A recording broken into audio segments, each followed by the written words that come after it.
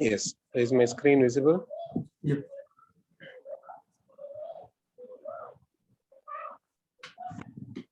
Yes. So today we will see about serialization and deserialization, a fundamental base for the data transfer. So as usual, I will tell the base of what it is, then I'll go into the topic.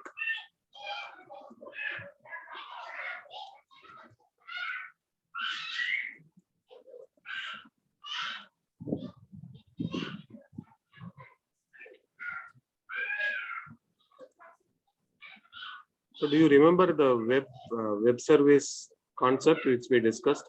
Yes, just for the to communicate in between two servers or in two computers. Correct. Correct. So there will be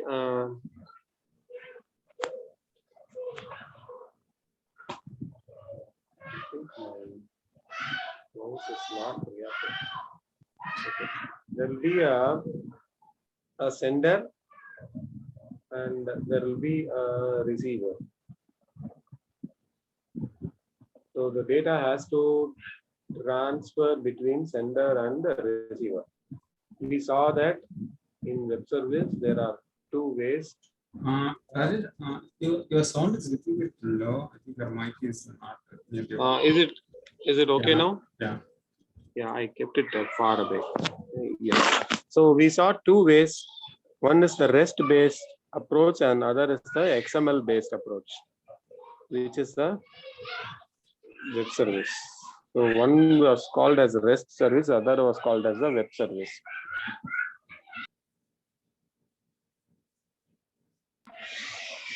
Okay, but we also saw that in the REST-based approach, the data was transferred as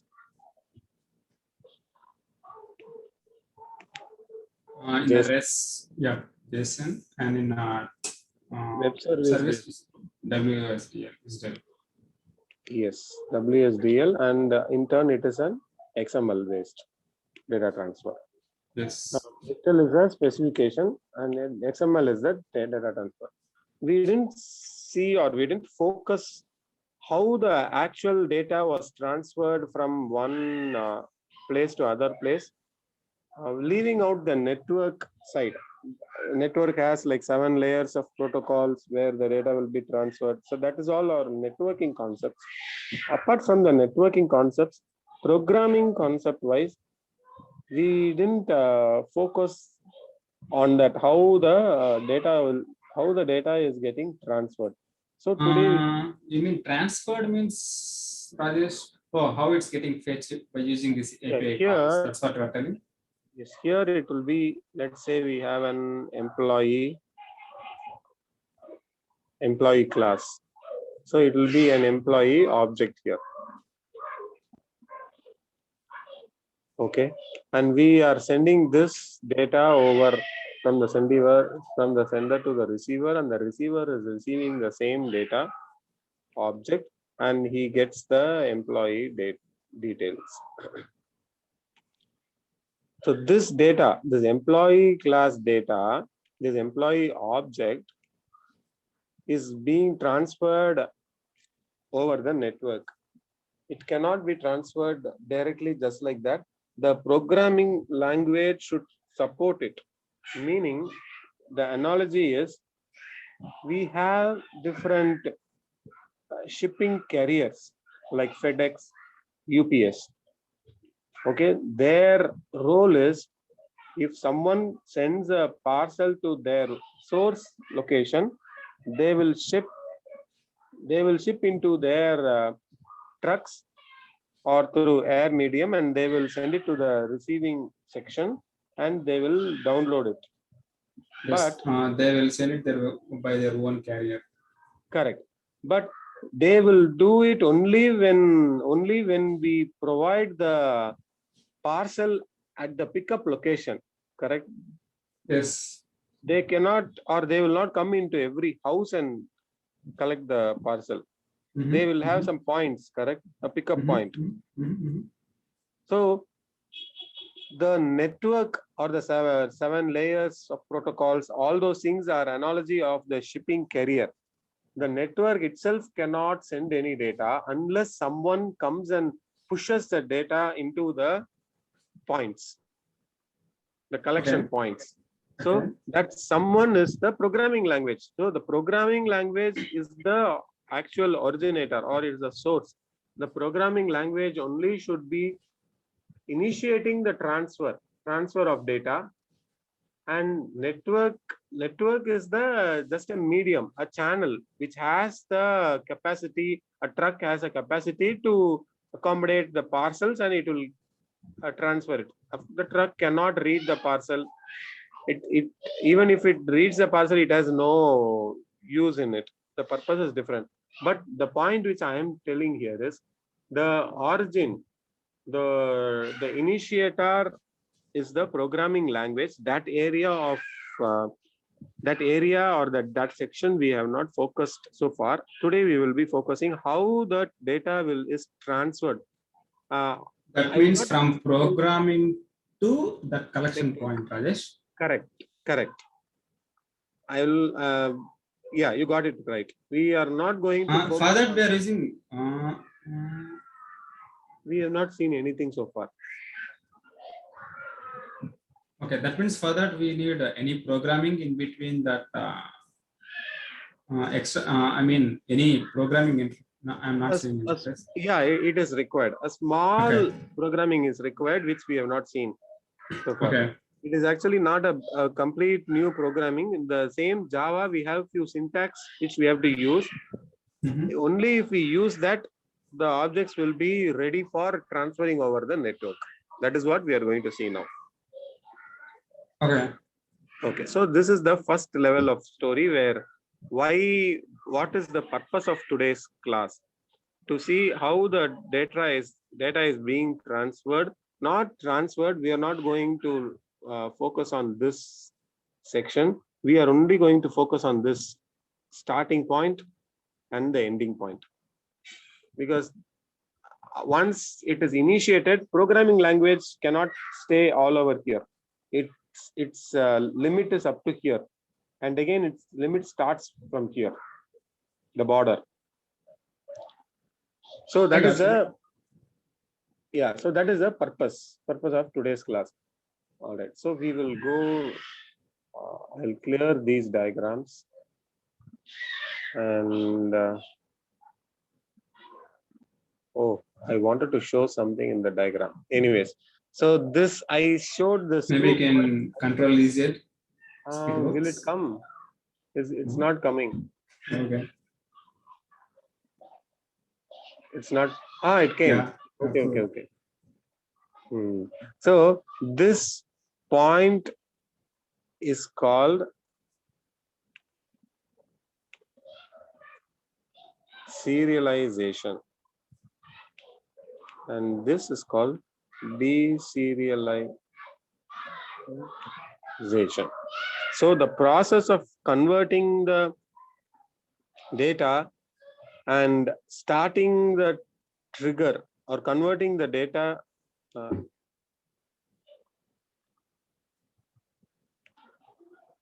at this point is called the serialization, and receiving the object and converting into again the program readable format is the deserialization. This format program cannot use. So it converts into a format where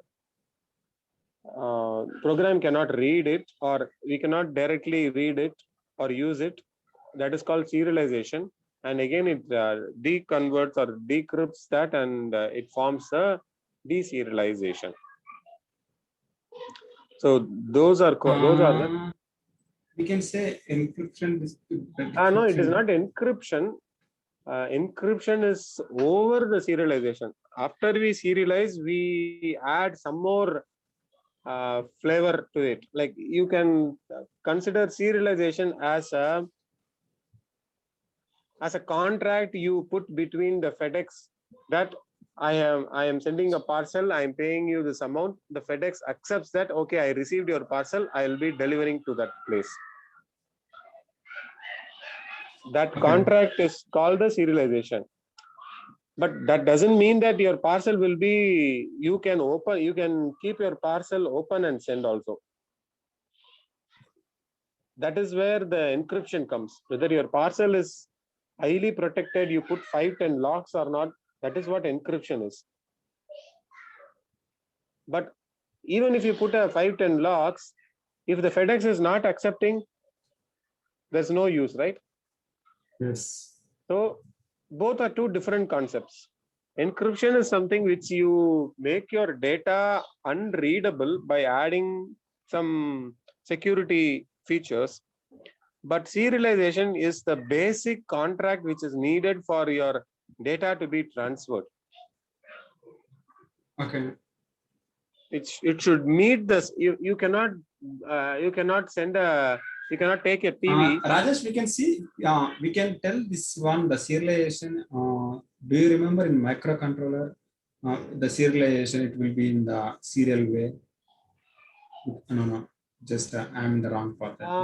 Yes, I don't remember completely, but it is partially yes. Okay. Yes, you're right. I don't remember completely, but yeah, after you said, I am recollecting. Okay. Yeah.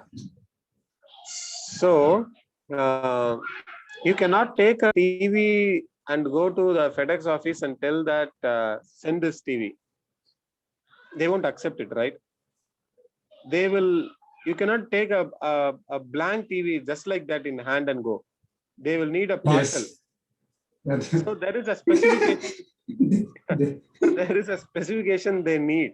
Yes. If you don't meet the specification, they'll tell, okay, we cannot send it by parcel, right?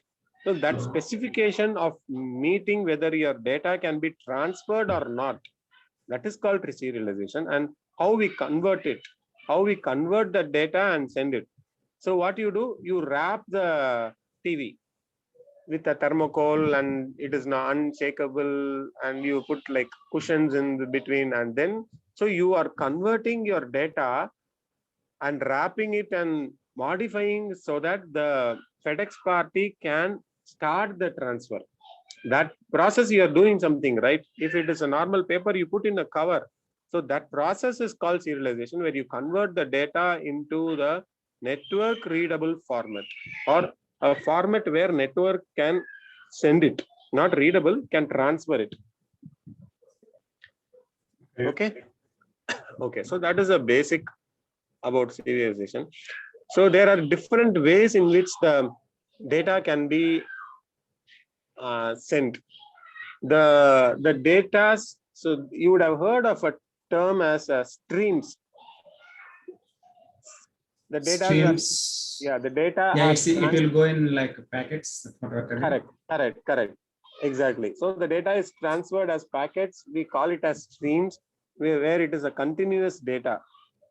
And there are different ways of streams. One is byte stream, which is the data is transferred from one end to another end as bytes. Yes, I got you. Yeah, I'll just write it here. So the first type is the byte stream, where there is no encoding scheme. Just 8-bit of data will be sent, and the other end will receive the byte. The next is a character stream. The character stream is the one where the data will be sent as a characters or the ASCII values. The letter A will have an ASCII value, so it would be converted as an ASCII value and then will be sent. That is a character stream. The other end should be capable of reading the character stream. And the third is the data stream. So data stream can convert the primitive data types: Boolean, character, byte, short, int, long, float, and double. So strings. So these are the data streams. The final one is the object stream.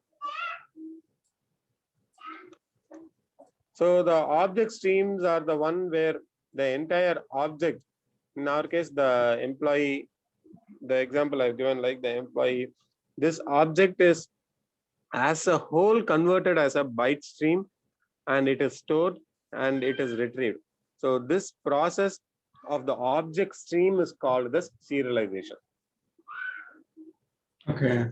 So the last part where the serialization comes, where we send the object as an object, if we send, it is called serialization, and we deserialize. So to do the serialization, there are different interfaces in Java. Mainly there are three interfaces: remote, serializable, and clonable. So these are the primary three. So these are the primary three interfaces provided by the Java: remote, serialize. We will see one example using one of these: clonable. So these are the three interfaces provided by Java for interfaces for serialization.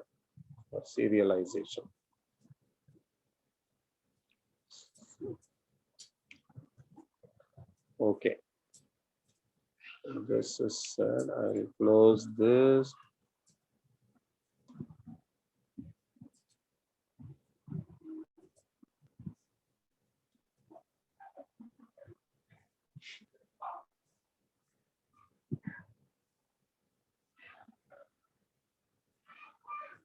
So I will go back to the program. Let me clear this. Clear all. I'll save this copy first. Okay, clear all drawing. Okay. Now I will go back here. Let us create a new project.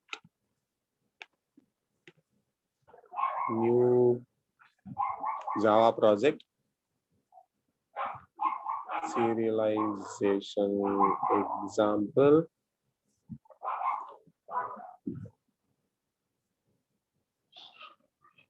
Okay. I'll create a main program. That's the one usually we do.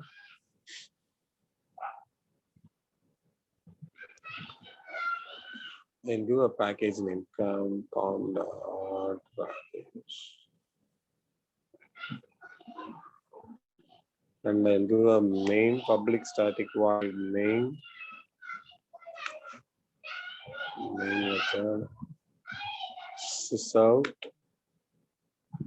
program working. Let's first run this and see.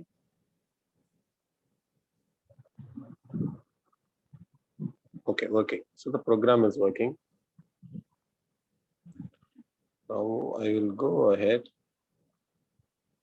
I will create a new class as employee.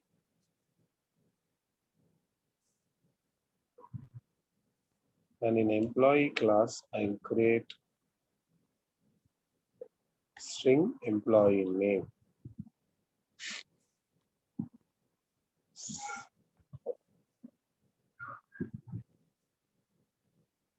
Since it's a private variable, I need a public getters and setters to access this method. Now this is good. Now in the main program, okay, let's create a constructor also. So employee, I'll go string input name. So whatever the input name is coming, this dot name equal to input name. So the object will be created with a name by default. Now here I will create the object employee object equal to new employee. So it's expecting an input, and today is Wednesday. So we'll do the object with Wednesday, and I'll try to sys out the object employee object. So far, we'll see whether the program is working without any issue. Yes, we got the object. So just one additional thing, I'll do a toString method. So we saw what is a toString. toString is to toString is to convert the object into a human readable format when we give a sysout. So it's going to return an object.toString. So we will return name as this dot name, or we have to use the getter method get name. Okay, actually toString change to string, and we will have override. toString should be caps, I think.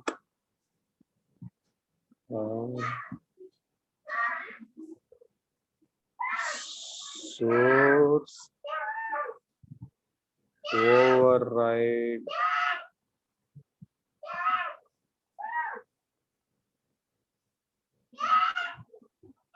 override implement methods and toString.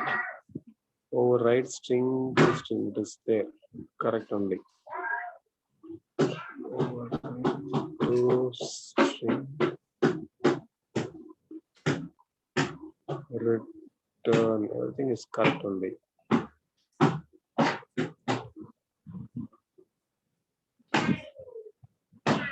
Public. The default toString is a public. Okay. Now it won't print the object. It's going to print the name in a string. Okay. So far, good. There is no concept of serialization so far. Now, I want to send this data. Let us say I want to send this data over network. Now, this data is not a valid data, which means, as I said, this is a raw TV which we have taken to the shipping department. So they are telling they cannot be shipping this out, and they need us to do something and wrap it. First, let's confirm whether is that really true or not. So we will try to, I will try to write this object in a file, right? Because we cannot test it by sending in network. Instead of that, if we are able to write to a file, that is also same as writing it to a port or writing it to a network. So I'll try to write in a file. So I'll give like string the file name equal to first program.txt. I'll write in a text file and see, and file object equal to new file of file name, and then I just wrote something here. After I get the file, take this line. I am not using file, I'll use a file stream. So file output stream, it is same, not much different.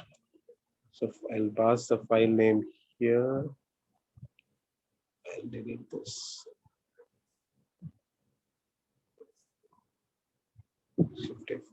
So file output stream, and using that file, I'm forming the object output stream because we are going to write the object, and object output stream dot write object or object employee object. This is the object which we have formed now. We are trying to write it. So I have to handle the exception. I'll give throws so that it's all covered. Throws. Okay. Now when I try to run this, let me see if it is working. See here. Yeah, super. So this is the exception. See here, the when I try to convert that object and send it, the shipping department is throwing an error that not serializable exception. You cannot serialize this object. You're trying to serialize this object, but you cannot serialize. If I go just like Rajesh and I try this, see, it is working because it is a primitive data type. We saw what is primitive and non-primitive. Now a file would have been created here as, see, non-readable format.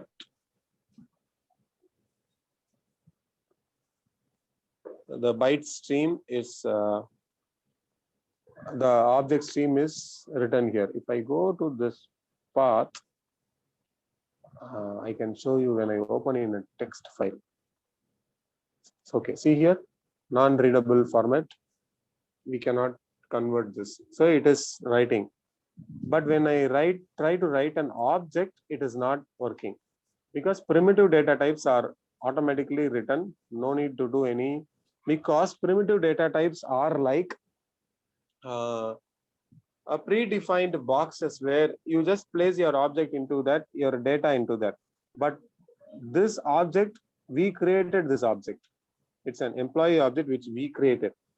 But when I give like just string, it is a predefined data type. So inside that wrapper, I'm giving the Rajesh and I'm just going to gum it and ship it out.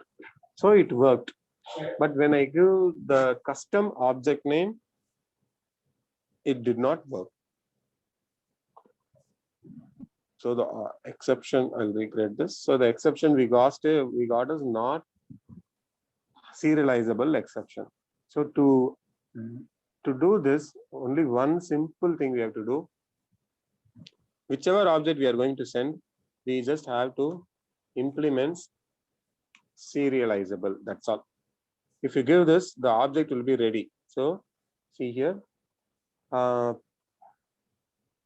documentation says serializability of a class is enabled by the class implementing the serializable interface. Classes that do not implement this interface will not have any of their state serializable. All subtypes of a serializable are themselves serializable. Okay, that is okay. During serialization, the fields of non-serializable class will be initialized. That's all okay.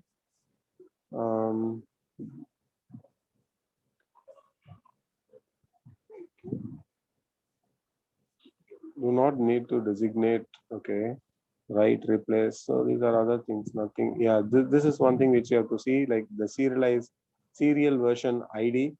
So the serialization runtime associates with each class a version number called a serial version UID, which is automatically, which is used during the serialization to verify the sender and receiver have the loaded the ID. So this is a unique generated ID which can be automatically generated here. If I click this add default serialized version ID,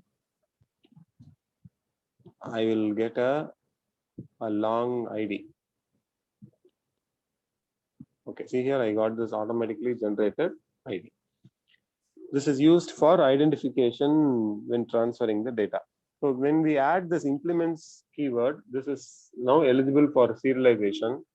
And now when I run this now, I will be getting, I didn't get error there. See, I got the serialization. The object is now serialized as employee object, and employee object has a string, Java lang string, and it is Wednesday. And so in Eclipse, I'm able to see this, but if I go there, go to the folder,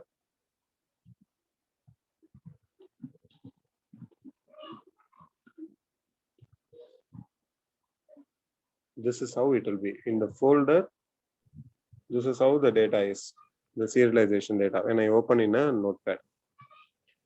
So this is the process of serialization. We are converting an object to transfer it over protocol, to transfer it over network.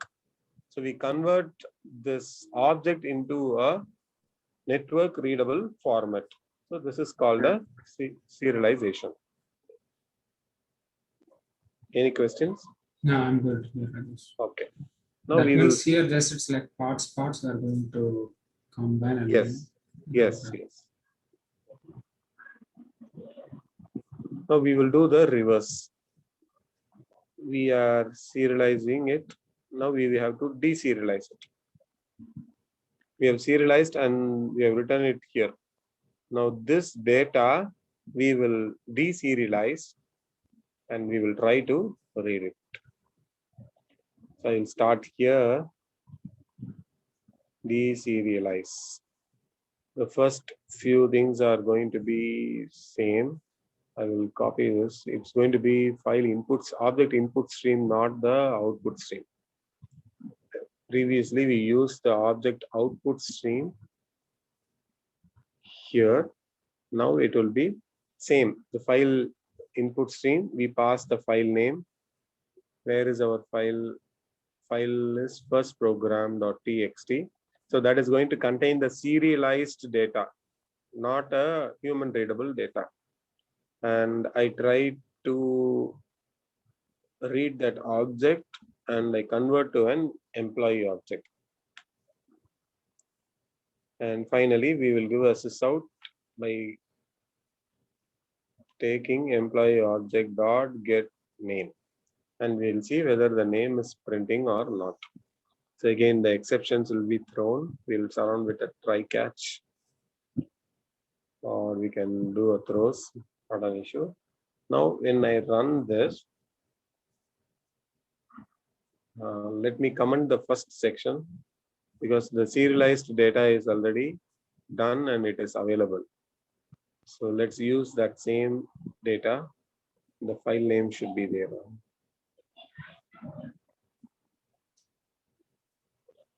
Okay. File one dot close. Right. Now I run this. See, I got the data from the file. It is a serialized file. If I go and manually change something here, let's say one or something, I just insert some character. When I try to run this,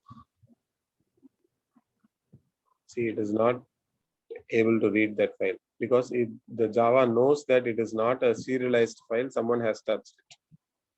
Let me just try this. I'm curious if I just change the value. Yeah, see there? It's not. So manually, if you touch it, the program will know that because the program has a link or a key for recognizing the serialization. So this is okay. One more thing I want to show.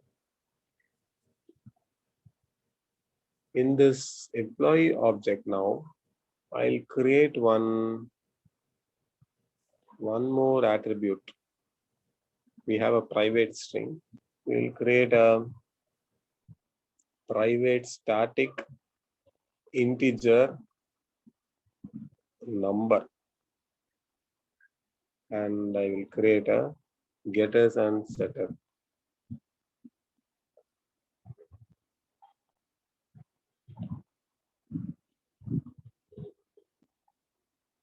And I will add it in the toString also.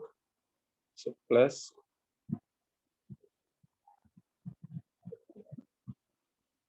number is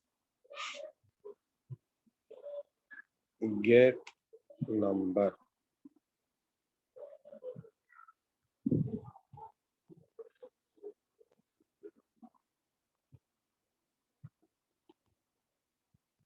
Show you here. Okay. So get number. Now, after serialization, I am printing the name and I will print the object one dot get number.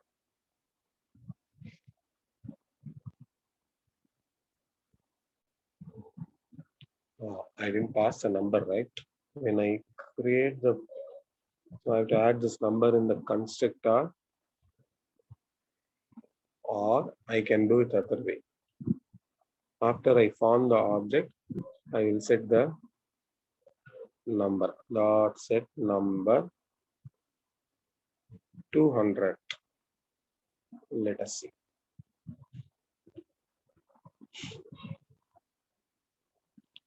So first is the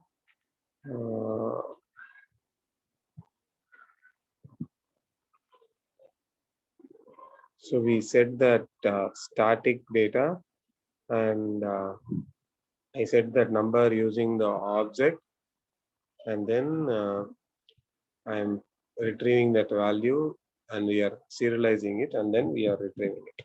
So it is coming good. Now there is something called as transient. One second. So if I add a word transient to this, okay, Okay. not here, correct. Transient means the normal English word is temporary. Okay. Okay. Transient means which is not a permanent one, which is a temporary.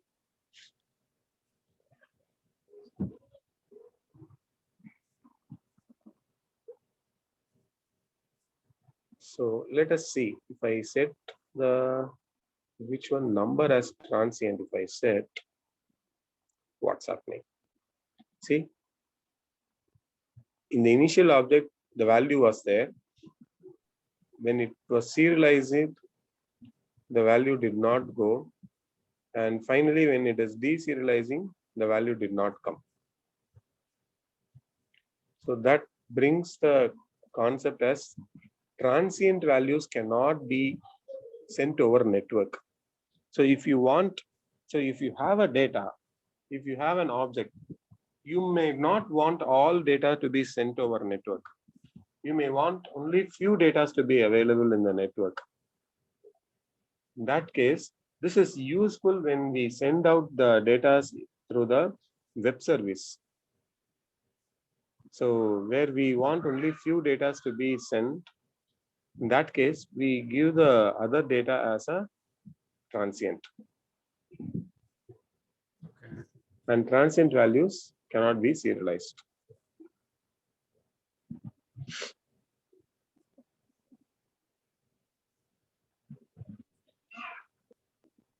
Okay, so that is about serialization. Yeah, I'm good. I share just how the code works. Okay, good.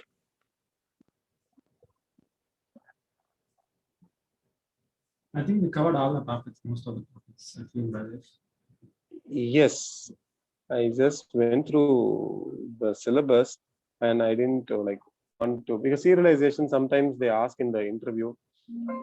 So I thought like I'll give some overview on that. Since we have some time now, I want to utilize and give as much as possible hands-on. That's the important thing. Because just like that theory I can take, but that will not be useful. So this programs anyway, it is recorded anytime. It will be an asset. You can check it out and you can learn it. Okay. Okay. One thing, I'm like curious. Static will not be serialized. I'm not sure why statics is being serialized. If I give something as static,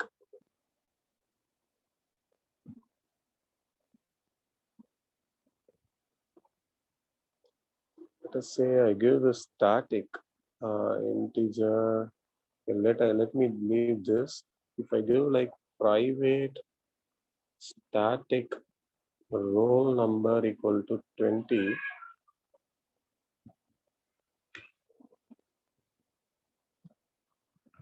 in the result, when I try to get the roll number, object dot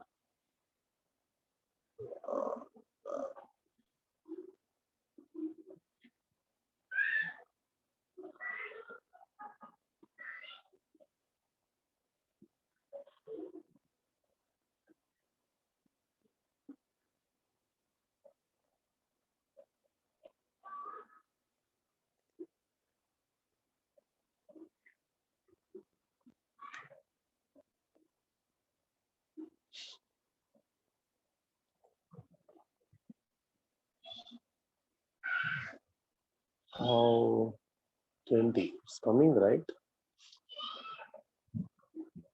Okay. To check it out. Usually, because when I was working, we give a static and it will not serialize. Okay, I'll check it out. Then, yeah, that's all about serialization. So I think I covered it. Since we have like 15 minutes more, I'll cover some more basic on the string buffer and the string builder. And Monday I'll start the interview part of it. So I'll start the interview questions. Along with that, we'll discuss the answers.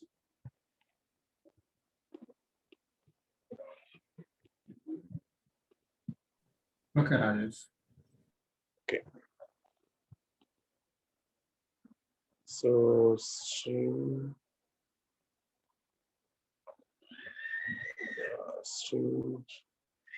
classes. So we'll create a main method here, and I'll create a string name equal to Rajesh.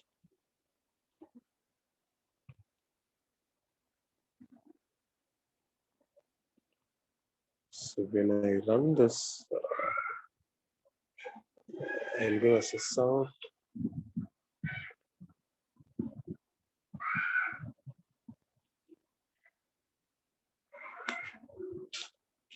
Name.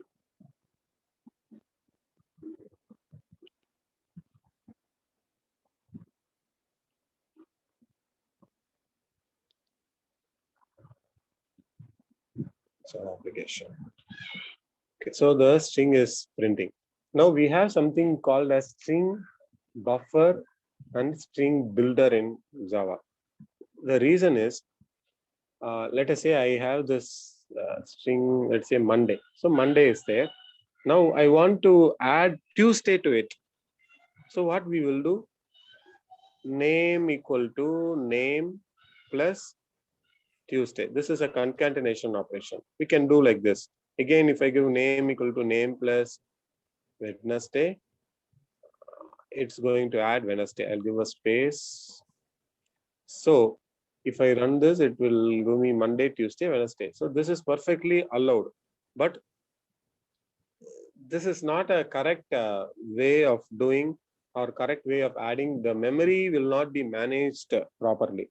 So we have a class in Java as string buffer. So the syntax is string buffer equal to new string buffer of, we have to give the starting value. We can give it as empty also. Now, as Raj, now what we're trying to do here?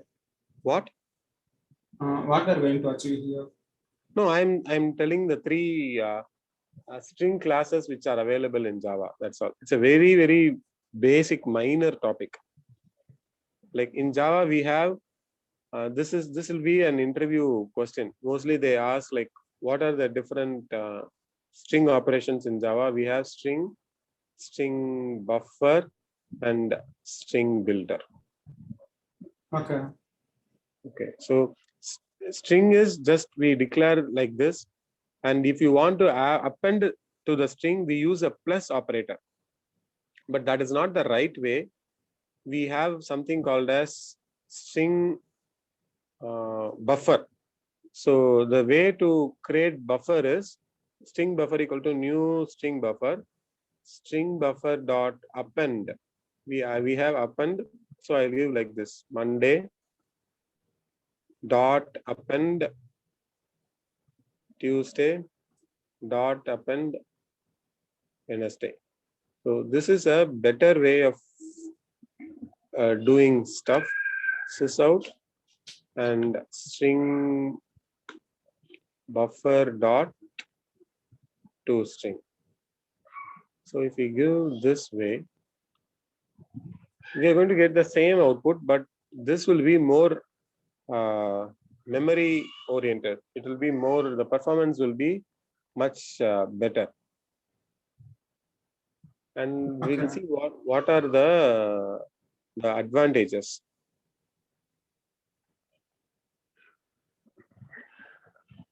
I'll go back.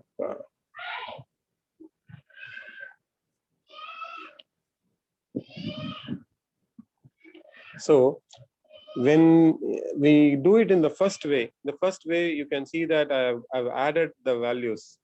So name equal to name plus Monday, name plus Tuesday, name plus. So string is an immutable class, meaning every time we add an object, a new object is created. Whenever we add a variable like Tuesday or Wednesday, when we add that string, a new string is created in memory. The old is not replaced, so it is immutable. So that is one problem with the string. The string buffer and the string builder they are mutable, which mutable means the same memory will be used. So when I give here name equal to object, so one object called a name will be created in memory. Now when I give like name equal to name plus Tuesday, another object will be created, new object will be created with Monday, Tuesday. When I give like that, like Wednesday, a third object will be created as Monday, Tuesday, and Wednesday. Because string is immutable, means it cannot change itself. It is fixed. When you add something, a new object will be created. But string buffer is a mutable, meaning when you append something, the value gets appended in the original object itself. So when we append like this 2 times or 3 times, we have only one string buffer object. In the memory, it doesn't create lots of string buffer objects. So we have something called a string builder also. It is similar to the string buffer. The string buffer is a thread safe. Do you recollect what is thread safe? Let's say Thread safe is in threads we discussed that 2 threads or multiple threads can be started at the same time. We are going to give some time to correct. So when the string in the string buffer, if multiple threads are going to access, it won't create a problem. The string buffer is a thread safe because multiple threads can access the same string buffer without any issue. But string builder is not thread safe. If you are planning to have multiple threads, you should not use string builder. We don't go with string builder. We go with the string buffer. This is a core concept which is usually asked in the interview. So that's why I brought this point now.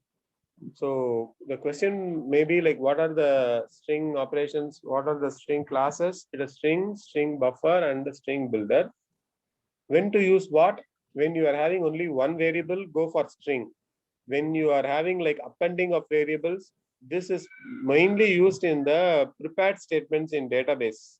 When in the application, web application, when we wrote, if you remember, I wrote we used to append queries.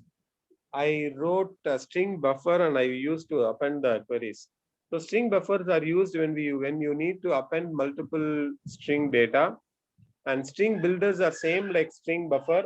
It is mutable. String buffer is also mutable, but string buffer is thread safe.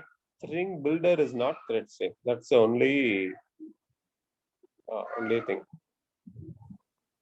Okay. It's very minor concept, not a big one, but mostly they ask. So I think I covered most of the things. So with the JVM I started. The JVM is done. Threads are done. Abstraction, OOPS concept is done. And interface in detail. Collections we saw, and we saw the threads. So Core Java almost I think everything is done. And web application also we covered. I'll go over the syllabus. Rajesh, I have one question here. I forgot to ask. Yes, please. We learned Core Java. What about the front end? The- Front end is HTML, CSS, okay. you Um, Angular or JSP.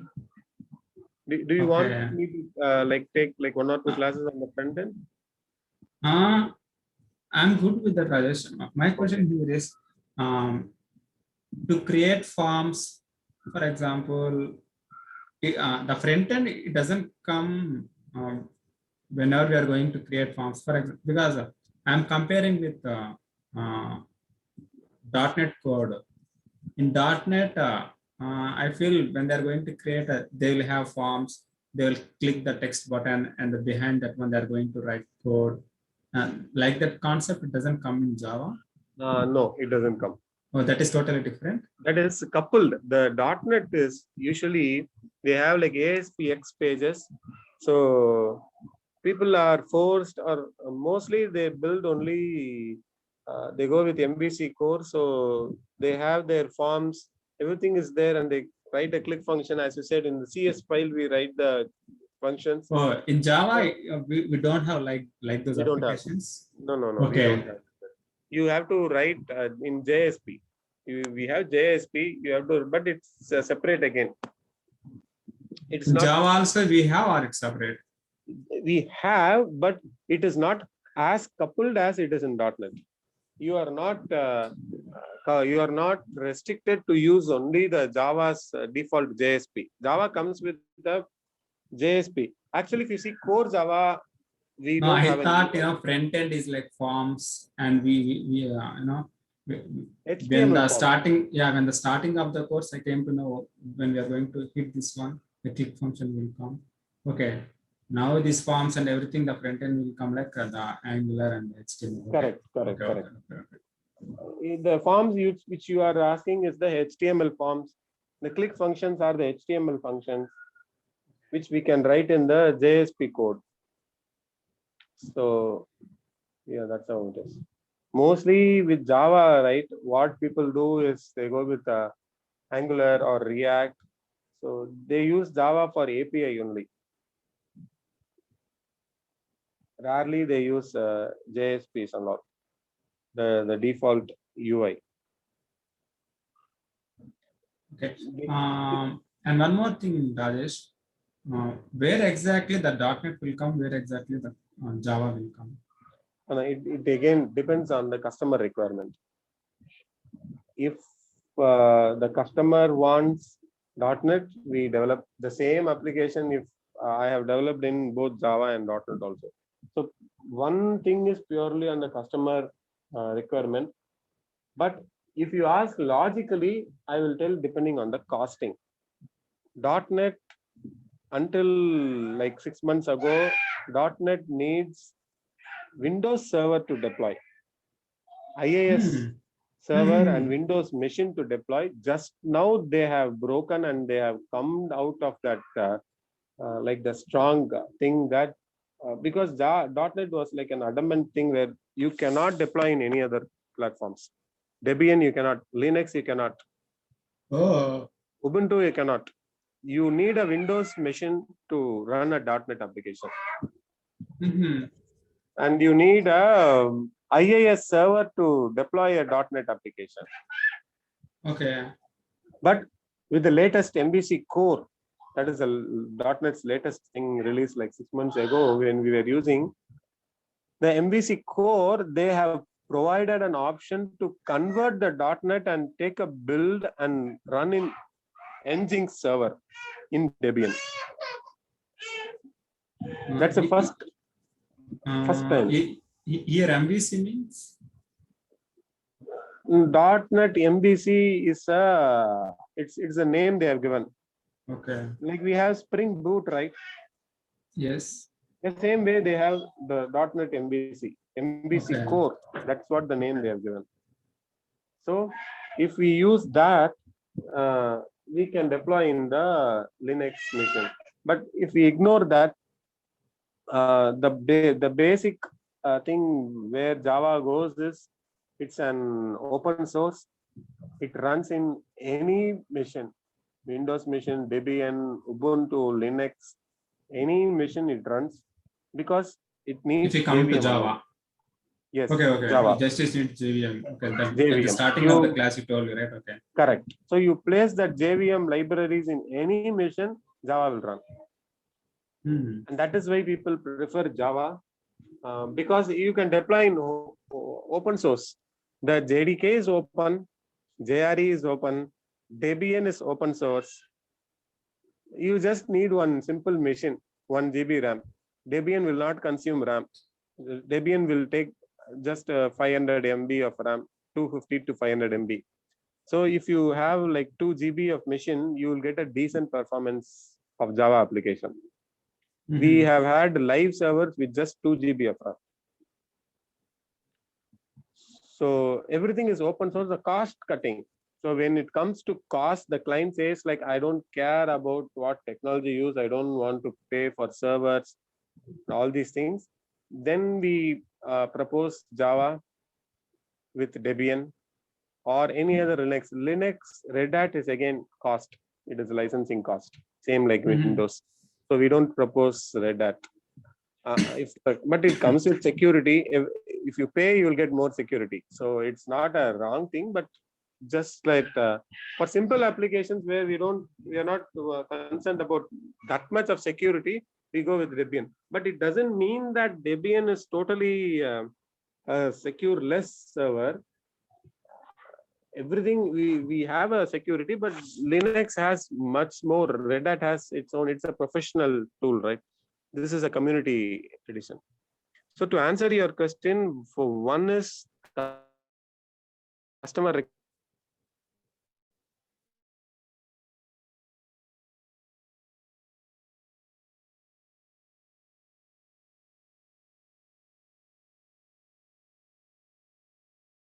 Other is cost. We got Java or .NET for various reasons. The one is open source. The community is huge.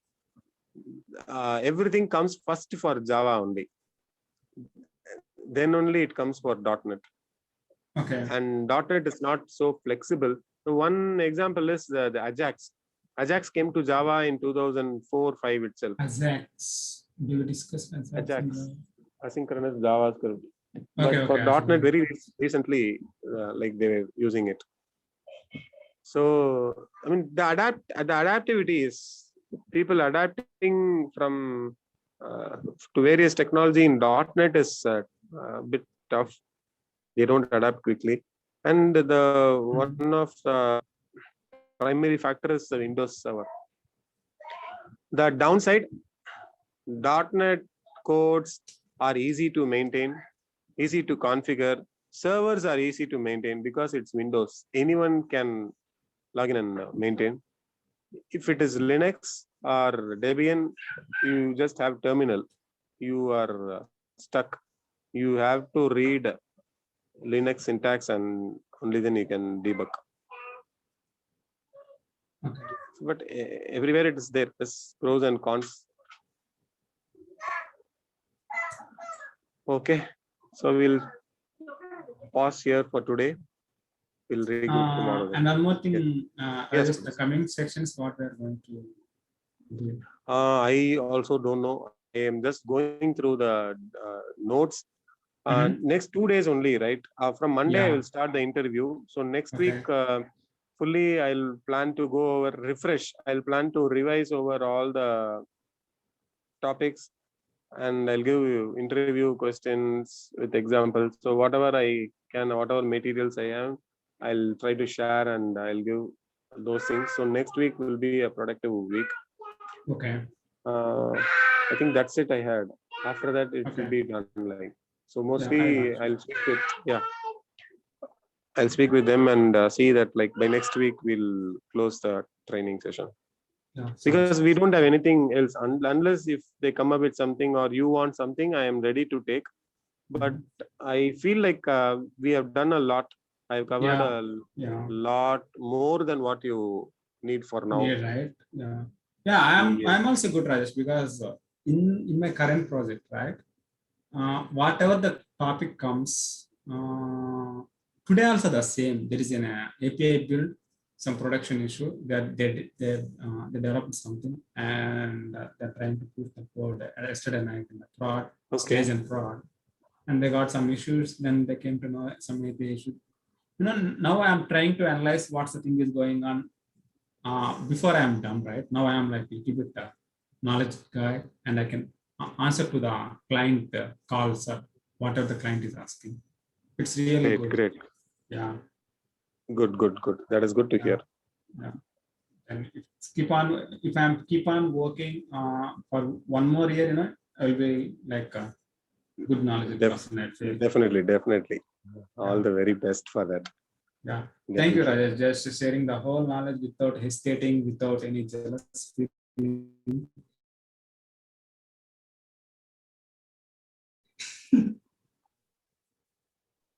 Hello. It's my turn.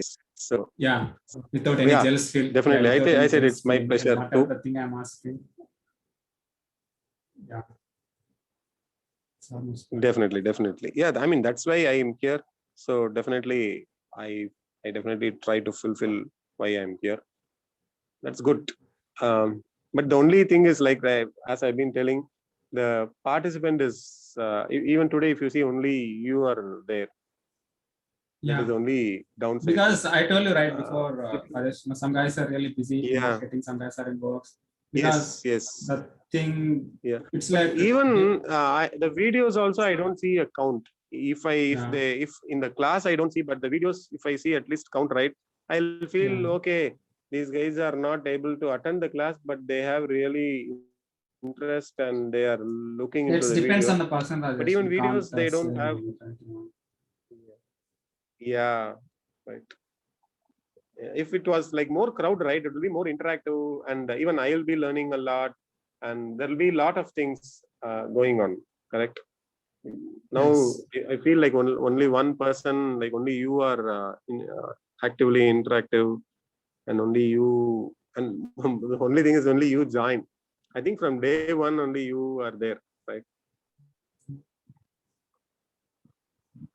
Anyways, no feelings. Just wanted to share that, but no, that's fine, Rajesh. They will ask me, the employer, they will ask me how the class is going on.